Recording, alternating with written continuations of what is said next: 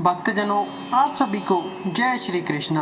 तुलसी में पानी डालते समय ये 3 शब्द बोले, गरीबी दूर हो जाएगी। जी हाँ भक्तजनों, राधे राधे दोस्तों, कैसे हो आप सब? आई होप सब अच्छे होंगे। दोस्तों, हिंदू धर्म में तुलसी को एक बहुत ही पवित्र पौधा माना गया है। जिसके घर में तुलसी का हरा भरा पौधा होता है, उसकी ज़िंदगी की परेशानी धीरे धीरे कम होती जाती है। दोस्तों, शास्त्र कहते हैं तुलसी के पास दिया जलाने से और तुलसी को जल अर्पित करने से हमारा भाग्य उदय होता है, हमारी किस्मत के दरवाजे खुलने लगते हैं। मित्रों, तुलसी को जल देते समय बोलने चाहिए यह 3 शब्द, सभी मनोकामनाएं पूर्ण हो जाती हैं और आपकी परेशानी भी मिटने लगती है। दोस्तों, आज के इस वीडियो में हम जानेंगे तुलसी को जल देते समय क्या बोलना चाहिए। चलिए दोस्तों, एक बार की बात है, माता पार्वती बोली भगवान शिव जी से कि प्रभु, हमें आप तुलसी को जल देने का महत्व बताए। तब भगवान शिव ने उन्हें उसका महत्व सुनाया था। लेकिन आगे माता पार्वती कहती है कि हे स्वामी, आपने हमको तुलसी को जल देने का महत्व तो बता दिया है, किंतु अब मेरे मन में एक और बात जानने की जिज्ञासा हो रही है। तो उस पर प्रभु ने कहा कि बोलिए। तब माता ने पूछा कि प्रभु, तुलसी को जल कैसे देना चाहिए? तुलसी को जल देने की सर्वोत्तम विधि कौन सी है तथा तुलसी को जल देने का मंत्र कौन सा है? कृपया आप हमको इन सभी प्रश्नों का उत्तर दें। तब भगवान शिव माता पार्वती से कहते हैं कि हे प्रिय, जिस प्रकार से मैंने तुम्हें तुलसी का महत्व सुनाया है, उसी प्रकार से तुलसी को जल देते समय बोले जाने वाले मंत्र का भी बड़ा महत्व है। इसको बोलने से लोग पाप मुक्त हो जाते हैं। यह मंत्र केवल 3 शब्दों का है, किंतु इसका प्रभाव बहुत कल्याणकारी है।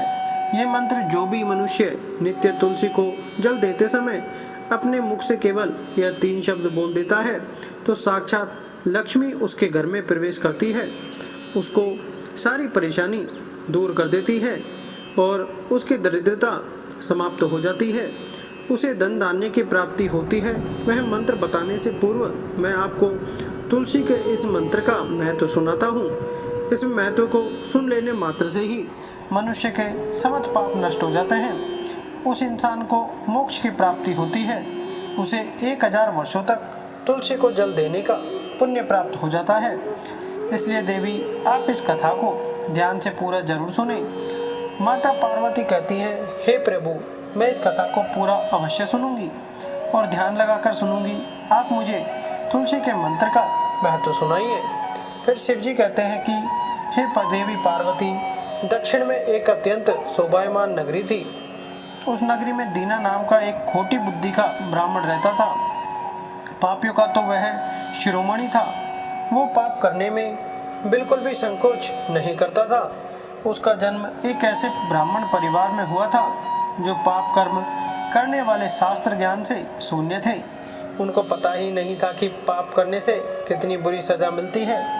जन्म से तो ब्राह्मण था, किंतु कर्म से वह अत्यंत दुराचारी था, बहुत ही दुष्ट था। वह न पूजा पाठ करता, न ध्यान करता, न जप, न होम और न ही अतिथियों का सत्कार करता था। उसके द्वार पर आए अतिथियों को बिना दान किए ही क्रूरता पूर्वक भगा देता था और कभी कभार तो पिटाई भी कर देता था। स्त्री लंपट होने के कारण वह सदैव ही पराई स्त्रियों में आसक्त रहता था। उसे पराई स्त्री में अत्यंत आनंद आता था। उसे मदिरा पान करने की भी आदत थी, जिसमें वो हर समय धुत रहता था। साथ ही वह मांस खाया करता था। वह दिन में खेत में काम करके पत्ते बेचकर जीविका चलाया करता था और रात्रि में वेश्याओं का सेवन करता था और खूब पाप करता था। इस प्रकार से उस ब्राह्मण ने अनेक वर्षों तक ऐसे ही अपना जीवन व्यतीत किया।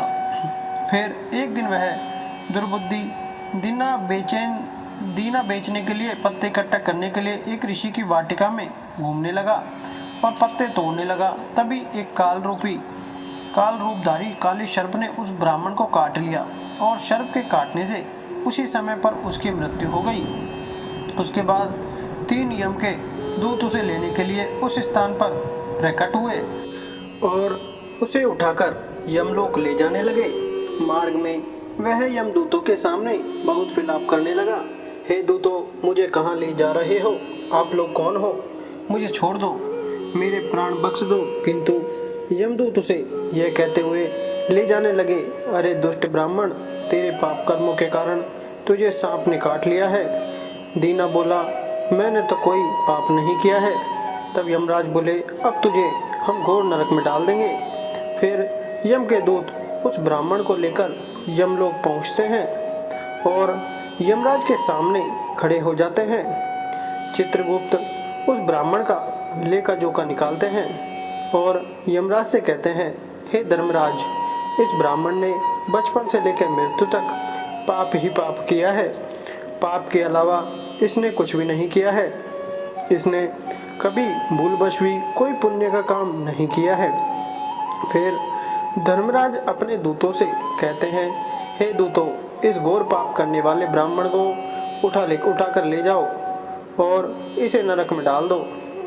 फिर यम के दूत उस ब्राह्मण को ले जाते हैं और नरक की भयंकर अग्नि में धकेल देते हैं, जहाँ पर उस ब्राह्मण को अत्यंत ही कष्ट होता है। वो ब्राह्मण अनेक वर्षों तक नरक में सजा भुगतने के बाद उस ब्राह्मण को फिर से पृथ्वी पर दूसरे जन्म के रूप में एक बैल का शरीर मिलता है।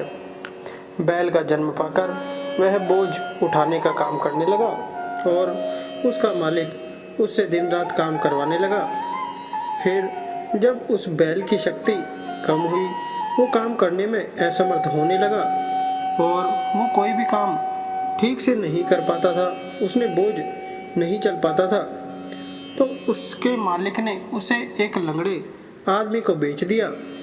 उस लंगड़े आदमी ने उस बैल को खुद का बोझ उठाने के लिए उपयोग किया। वह उसकी पीठ पर बैठकर घूमा करता था और वह आदमी जहाँ भी जाता उस बैल पर बैठकर जाता। इस प्रकार से उस बैल ने 8 वर्ष तक उस लंगड़े आदमी का बोझ उठाया और उसे हर जगह ले जाने का कार्य किया। फिर एक दिन वह लंगड़ा आदमी उस बैल की पीठ पर बैठकर किसी ऊंचे पर्वत पर जाने लगता है।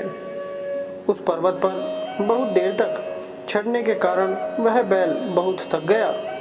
उसकी शक्ति क्षीण हो गई और उससे अब उस पर्वत पर चढ़ा नहीं जा रहा था और कुछ समय बाद वह बैल बहुत जोर से मूर्छित होकर जमीन पर गिर पड़ा और अंतिम सांस लेने लगा।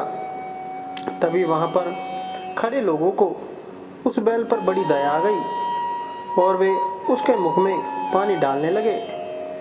फिर उन लोगों में एक पुण्यात्मा व्यक्ति था जो बहुत ही पवित्र आत्मा वाला व्यक्ति था। उसने उस बैल का कल्याण करने के लिए अपना पुण्य उस बैल को दे दिया। उसे देखकर अन्य लोगों ने भी अपना अपना पुण्य उस बैल को दे दिया, जिससे उस बैल का भला हो सके और उसे मुक्ति मिल सके। उसी भीड़ में एक वैश्या भी खड़ी हुई थी। सभी लोग अपना पुण्य उस बैल को दे रहे थे। यह देखकर उस वैश्या ने भी अपना पुण्य उस बैल को दे दिया। कुछ देर बाद उस बैल की मृत्यु हो जाती है। फिर उस स्थान पर यमदूत आते हैं और उस बैल के शरीर से उस ब्राह्मण की आत्मा को निकालकर यमलोक ले जाते हैं। यमलोक ले जाने पर उसे यमराज के सामने खड़ा किया जाता है और फिर चित्रगुप्त उसका लेखा जोखा देखते हैं तो वे आश्चर्य में पड़ जाते हैं। उस वैश्य के द्वारा उस बैल को दिया हुआ पुण्य बहुत बड़ा होता है। उस पुण्य के प्रभाव से उसके सभी जन्मों के पाप नष्ट हो जाते हैं। उसने पिछले जन्म में जितने पाप किए थे सब नष्ट हो गए और उसके खाते में पुण्य जुड़ जाता है, जिसकी वजह से फिर यमराज उस ब्राह्मण के सभी पाप क्षमा करते हैं और कहते हैं, हे ब्राह्मण, उस वैश्या ने तुझे अपना पुण्य देकर तुझ पर बड़ा उपकार किया है। केवल उसी वैश्या के पुण्य के कारण तुम्हारे सब जन्मों के पाप नष्ट हो गए हैं। उस वैश्या के पुण्य बहुत ही बड़े हैं और यमराज उसे फिर से मनुष्य जन्म प्रदान करते हैं। इस बार वह पृथ्वी पर आकर एक उत्तम ब्राह्मण कुल में जन्म लेता है। उस वैश्या के दिए हुए महापुण्य के प्रभाव से उसे इस नए जन्म में अपने पूर्व जन्म की बातें याद आने लगती हैं। जब वह ब्राह्मण बड़ा हो जाता है तो उसे याद आता है कि पिछले जन्म में जब वह बैल था तब एक वैश्या ने उसे उसको अपना पुण्य दे दिया था। इसलिए उसके मन में उस वैश्या के बारे में जानने की प्रबल इच्छा थी और उस महापुण्य के बारे में जानने के लिए वह उस वैश्या का पता लगाने के लिए उसे ढूंढते हुए उसके नगर में चला जाता है। बहुत ढूंढने के बाद आखिर उसे वह वैश्या मिल ही जाती है, लेकिन वह वैश्या अब बूढ़ी हो चुकी थी।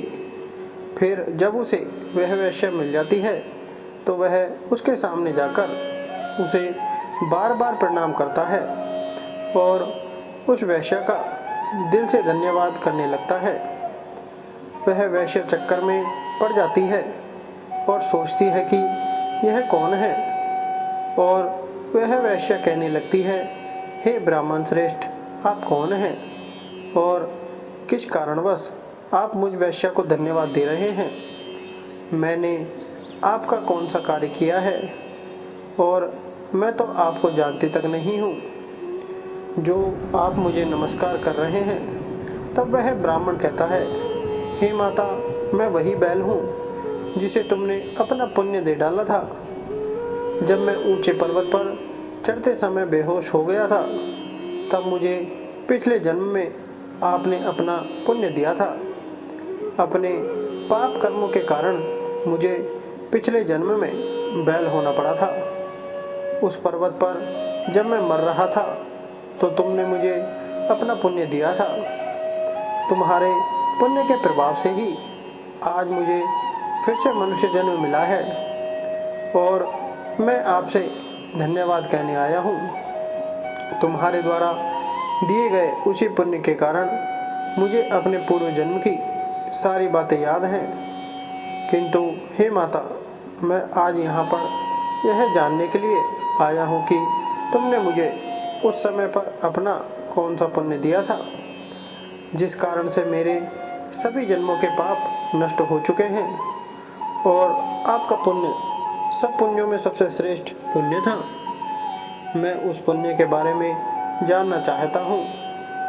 तब वैश्या ने कहा, हे ब्राह्मण श्रेष्ठ, मैंने तो अपने जीवन में कोई पुण्य के काम नहीं किए हैं, किंतु मेरे घर में एक तोता है जो पिंजरे में रहकर हमेशा कुछ बोलता रहता है, जिसे सुनकर मेरा अंतकरण पवित्र हो जाता है। उसी तोते के द्वारा बोले गए मंत्र का पुण्य मैंने तुम्हें दान में दिया था। फिर वह ब्राह्मण कहता है, हे माती, आप मुझे उस तोते के पास लेकर जा सकती हो। फिर वह वैश्या और वह ब्राह्मण उस तोते के पास जाते हैं और उसे पूछने लगते हैं, हे शुक, तुम कौन सा मंत्र बोलते रहते हो जिससे तुम्हारे साथ हमारे जीवन का भी उद्धार हुआ है। यह मंत्र तुम्हें किसने सिखाया और इस मंत्र का क्या अर्थ होता है? कृपया करके आप इस मंत्र के बारे में हमें अवश्य बताएं। तब उस तोते ने अपने पूर्व जन्म का वृतांत सुनाना आरंभ किया।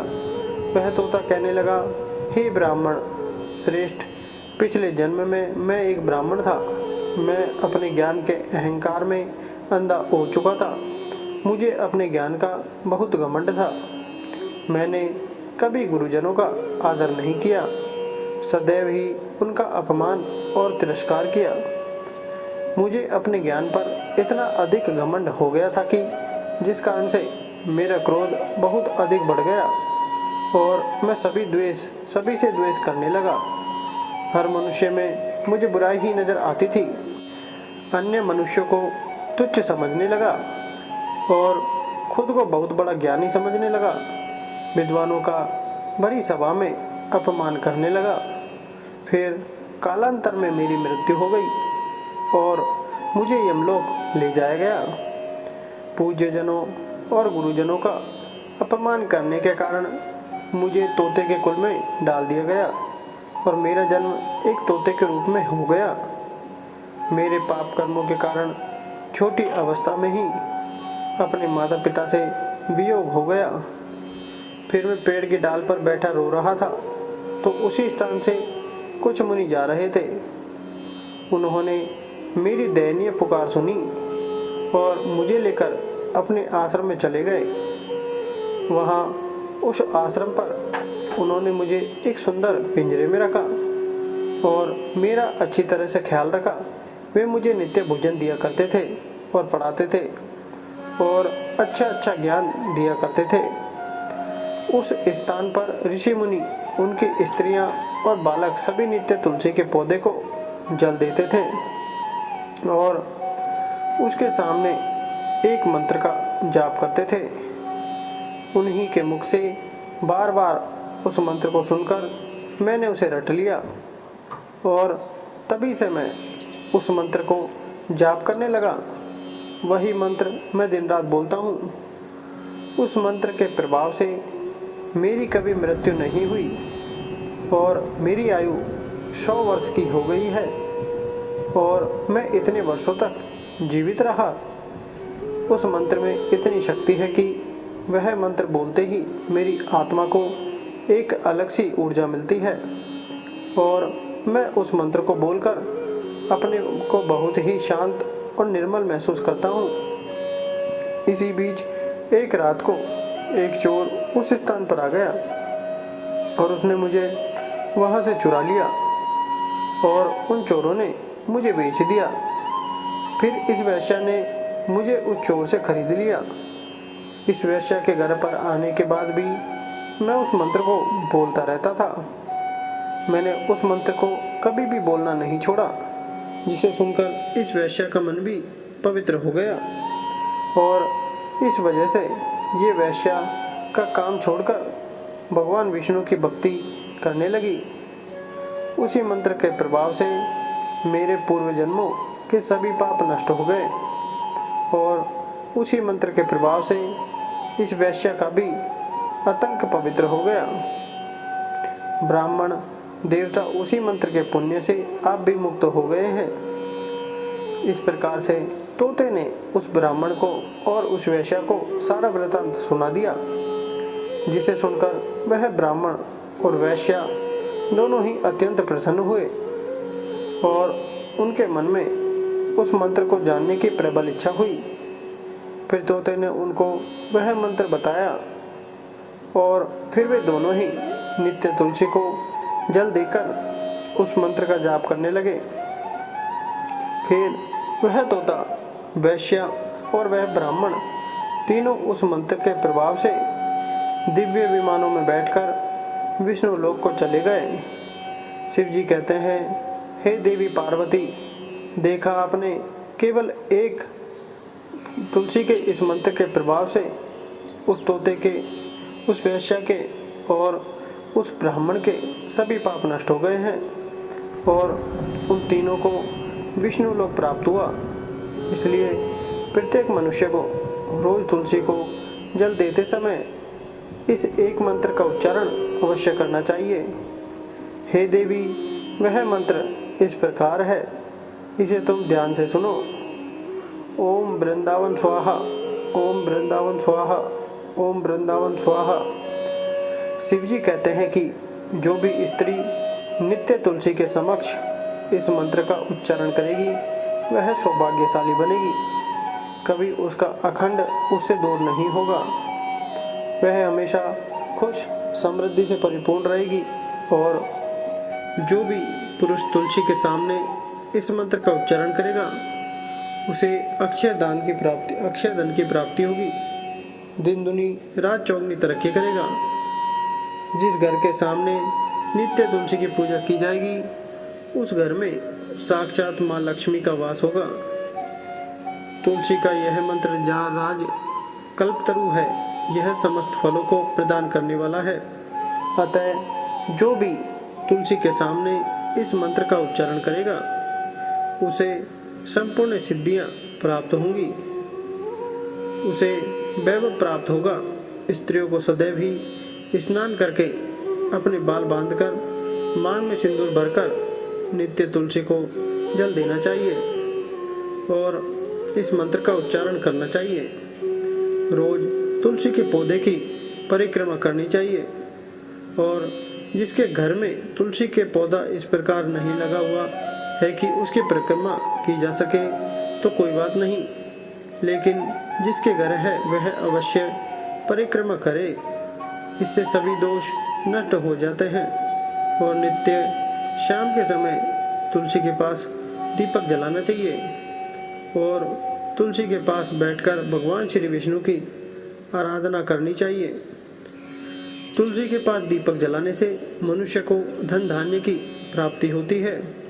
हजारों अमृत के घड़ों से नहलाने पर भी श्री हरि को उतनी तृप्ति नहीं होती जितनी वे मनुष्यों के द्वारा तुलसी का एक पत्ता चढ़ाने से प्राप्त होती है। 10,000 गाय के दान से मानव जो फल प्राप्त कर सकता है वही फल तुलसी के पत्र के दान से पा लेता है। जिस व्यक्ति की मृत्यु हो जाती है तो उसके मुख में तुलसी पत्र का जल डालने से वह संपूर्ण पापों से मुक्त होकर भगवान श्री कृष्ण के धाम जाता है। प्रिय दोस्तों, आज के वीडियो में बस इतना ही। हमारे द्वारा दी गई शास्त्रों के अनुसार जानकारी आपको अच्छी लगी हो तो वीडियो को लाइक, शेयर एंड चैनल को सब्सक्राइब जरूर करें और कमेंट बॉक्स में जय श्री राम अवश्य लिखें। धन्यवाद।